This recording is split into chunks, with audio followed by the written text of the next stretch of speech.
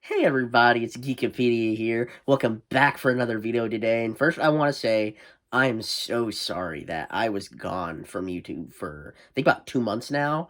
Um, I know that's a pretty long hiatus for someone, but yeah, I want to apologize. But I'm gonna be making a video. It's gonna be out either later this weekend or early next week, where I'm going to explain where I've been, and I might have a little surprise because I'm involved with something that I'm finally able to talk about. So just stay tuned for that. But I promise that video is coming. But first, for this video today, I wanted to review Ant-Man and the Wasp: Quantumania, which I literally just got back from watching, and uh, I've got a lot of thoughts on it. So first off, I do want to say there's going to be a lot of spoilers in this. I considered doing a non-spoiler video first, but since it's already out, and I really wanted to get my thoughts out unfiltered. So I just want to let you know there are going to be a lot of spoilers in this. So if you don't want to be spoiled about what's happening in this movie, then don't watch this video. But alright, anyway, like the first two Ant-Man movies, because this is Ant-Man 3 technically, Ant-Man and the Wasp: Quantumania was directed by Peyton Reed and starred Paul Rudd as Ant-Man and Evangeline Lilly as Hope Van Dyne, aka Wasp. And of course, Michael Douglas is Dr. Hank Pym, while Michelle Pfeiffer is Janet Van Dyne. And of course, we've got Jonathan Majors as Kang the Conqueror, who Jonathan Majors is the best part of this movie, hands down. He is, oh gosh, he is great. Fans might remember him. He previously played a variant of Kang in the season 1 finale of the show Loki. But the version of Kang he played in that was like a good guy. Like the good Kang, he was called He Who Remains, but he was the good Kang. In Ant-Man 3, I'm going to call it Ant-Man 3 for short, just because I don't want to say Ant-Man and the Wasp: Quantumania over and over again. So, in Ant-Man 3, Jonathan Majors is playing like the bad Kang, the bad one. So it's literally the opposite of He Who Remains, whereas He Who Remains was very eccentric, very childish, very lighthearted. Kang is very serious, very intimidating, and crazy. He's evil to the core.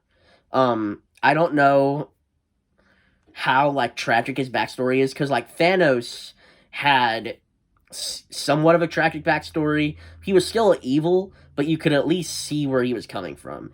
Kang, seemingly there is none. Like he just wants to conquer. He Who Remains himself stated there were variants of him that saw the multiverse as places to conquer or take control of, and that's what Kang's doing in here. He's a conqueror. That's what he does. He wants to take over the quantum realm and take over the multiverse, essentially. So, yeah, that's my first big positive. Jonathan Majors is hands down the best part of this movie. I loved him. I loved him in every scene he was in, and it really goes to show how good of an actor Jonathan Majors really is. Because even though they're like the same character but from two different universes, he plays both variants of Kang perfectly. Like they're essentially two different characters in a sense. Like I know technically they're both Kang, but they're also not Kang. Like they're each unique version of Kang the Conqueror. And okay, like I said, spoiler alert, in the post-credit scene, we get the Council of Kangs, and they're all played by Jonathan Majors, and they each feel so distinct, and that's because Jonathan Majors is able to take all these different variants of Kang the Conqueror and make them all feel unique from one another. Like, Ramatut, I think that's how you pronounce his name, that variation of Kang is in this, and he's different from, like, Immortus, and I can't remember the third one's name. It's not Victor Timely. Victor Timely was in the second post-credit scene, but there was a third variant with Immortus and Ramatut, and I can't think of his name right now. It'll probably come to me right after I finish making this video. But yeah, there was like three, and there was like a whole coliseum of Kangs where they were all cheering on each other because essentially they're setting up Avengers 5, the Kang Dynasty, which I will admit something. A lot of people, me included, were expecting the Kang in this movie to be the main Kang going forward. You know how, like, Thanos was the one overarching villain of the Infinity Saga?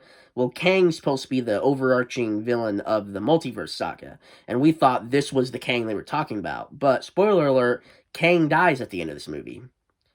So, I honestly think they're going in a different direction, whereas instead of fighting one specific person, a la Thanos, they're gonna be fighting a whole plethora of different Kangs. So where it's still Kang, but an army of them. So honestly, I think that could work in a way, because it would help set it apart from what happened before, and it might help break the comparisons between Infinity War and Endgame with Kang Dynasty and Secret Wars, which is the title for Avengers 6. So what else could I like about this movie? Okay. This movie's gorgeous, okay? This movie is gorgeous. The CGI is really good in this movie. I'm not kidding. I'm not joking. I'm not trolling anybody. The CGI in this film is phenomenal. The quantum realm is so beautiful. It's all the different colors and, like, the swirls in the sky. They work so well. And the people, like the civilians inside the quantum realm, you got these different people doing these, like, different roles. Like, one is like a sludge monster, then one literally looks like Sauron from Lord of the Rings, and then you've got a character played by William Jackson Harper, and unlike the Sauron or the Blob, he literally just looks like William Jackson Harper. So you have, like, a plethora of these different people, and I feel like this movie explored the quantum realm pretty good. We got to see how a lot of it worked in this movie. Like, it wasn't like the main focus of the film, so we didn't get everything, but we did get a good idea of how the quantum realm is, which I appreciated that.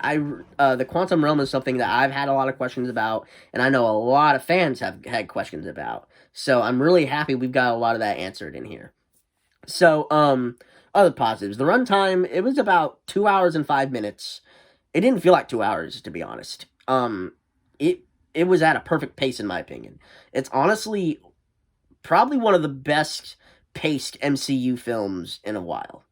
I feel like after Endgame, this might be because of, like, the pandemic starting or just whatever.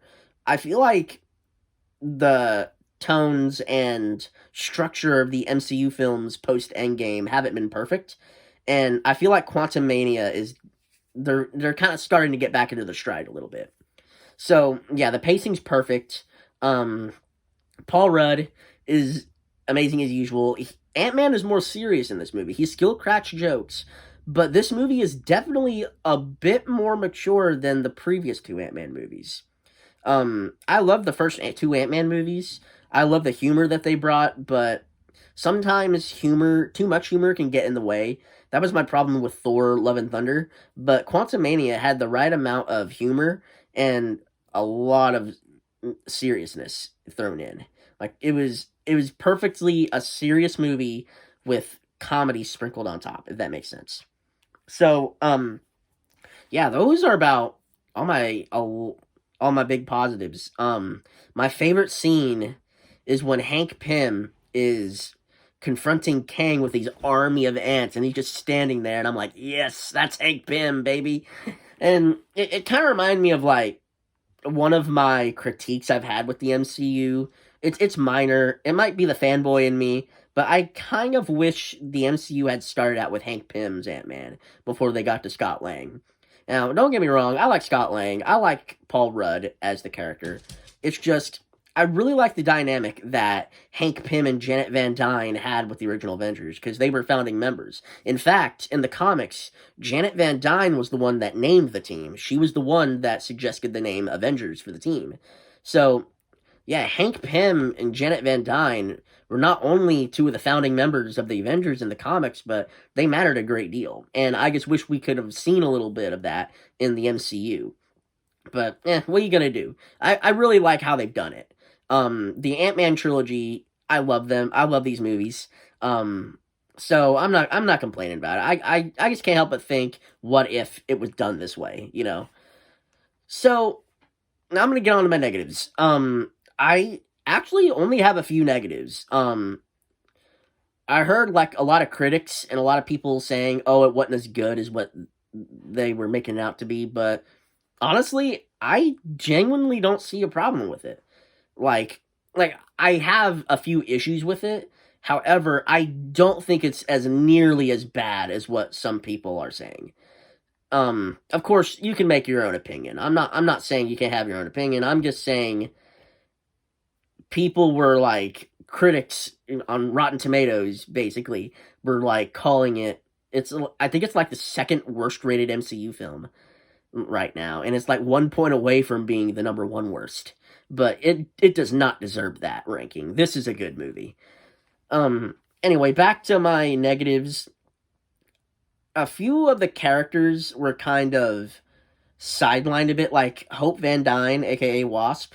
She was kind of an afterthought in this. It's like, even though it's called Ant-Man and the Wasp Quantumania, I think they probably should have just called it Ant-Man Quantumania, because Hope barely had anything to do in it. She was with her parents, Hank and Janet, for most of the time, and she didn't really come into the main plot of the story, which is Ant-Man confronting Kang, until like the end of the second half. And so yeah, I'm not really a huge fan of how they did that. Of how they kind of sidelined Hope. Janet, on the other hand, she's probably the second best performance in this movie, next to Jonathan Majors as Kang. And but I feel like Hank was also kind of sidelined a little bit. Like I understand the main focus was always going to be Ant-Man and Janet Van Dyne, because with Janet's connection to the quantum realm and Ant-Man being the title character, I knew they were gonna be the main focus. But I just wish Hope and Hank had a little bit more to do, even especially after they were two driving characters of the first two films. So another thing that I had a problem with. Okay, this can be a spoiler. MODOK in this film, he turns out to be Darren Cross, aka Yellow Jacket, from the first Ant-Man movie. Apparently, in the first Ant-Man film, when Darren Cross was like crushed by a suit, he was sent to the quantum realm, and Kang found him and turned him into MODOK. Um, I just want to get this out of the way. A lot of people were saying that MODOK CGI looked horrible. It didn't look horrible. I'm sorry. You can kill me in the comics. I'm sorry. MODOK looked okay, alright? The CGI on MODOK looked pretty good. At least what I could tell. But with that said, though, he was kind of wasted as a character. And he kind of became good in the end, which I kind of think that was like a 180 for a character. Because you had him in Ant-Man, and he was like this like egotistical person who wanted this wealth and wanted the Pym particle name, and here he's MODOK, and he's probably just as egotistical as he was in Ant-Man, but all of a sudden, just because Cassie Lang calls him a dick, he immediately changes sides. So, and I'm not really a fan of how they had him do a 180 like that. And plus he dies in the end. He dies for real this time. But I would have had him like survive, and maybe if they wanted to make him good, they could have had him escape the quantum realm with the others, and maybe he could have founded AIM like MODOK does in the comics. But who knows? Since it's Darren Cross as MODOK, maybe the MCU going forward can do the original MODOK from the comics, that being George Tarleton. I think that's how you pronounce his name. That's the MODOK in the original comic. That's why when I read the leaks, I was a little hesitant about changing MODOK, like who he is, like giving the persona to like a different character. But I'm okay with how the movie did him. I just wish he was done a little better. I kind of miss the craziness that MODOK has in the comics. And just how he's written in the comics. MODOK's a fun villain. He can be serious when he wants to be, but in this one he was kind of played too much as a joke. And I get it. MODOK, big head, tiny hands, but he can be serious and intimidating when he wants to be. And I feel like they were kind of going a little too hard on the jokes on MODOK in this. But other than that, yeah, MODOK looked pretty good, I thought. Other than that, I liked this movie. I really did. This movie was not what I expected in a good way. Oh, another negative I had was in the end, like I said, this is clearly setting up Avengers 5, the Kang Dynasty. And it ends with Scott Lang contemplating with himself, wait, Kang, because Kang said something to him that, like, these other variants of Kang are going to come and, like, destroy the multiverse or whatever. And you see Scott Lang just sitting there pondering that, and he's, like, giving these big speeches of exposition about what he might have just done. And I feel like that was a little too much. Like, there was exposition in the movie that they were clearly trying to set up Kang Dynasty, but for those instances, they were kind of more like Age of Ultron. Remember when Age of Ultron, when Tony Stark touched the scepter and he kind of got the vision of the Avengers dying and Thanos invading Earth?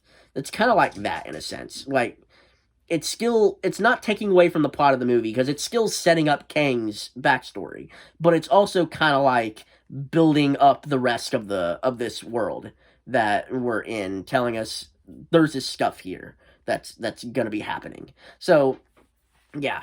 I felt like that was okay, but the ending with Scott, like, talking to himself, he's like, what's gonna happen? I feel like that was a little too much. But, other than that, I like this movie. I'm gonna give it a 9 out of 10. Yeah, this movie, it's kind of like what happened with Venom when it divided critics. Well, critics hated it and audiences loved it. Well, mostly audiences loved it. I feel like that's gonna be the same with this one. You're either gonna like it or you're gonna hate it.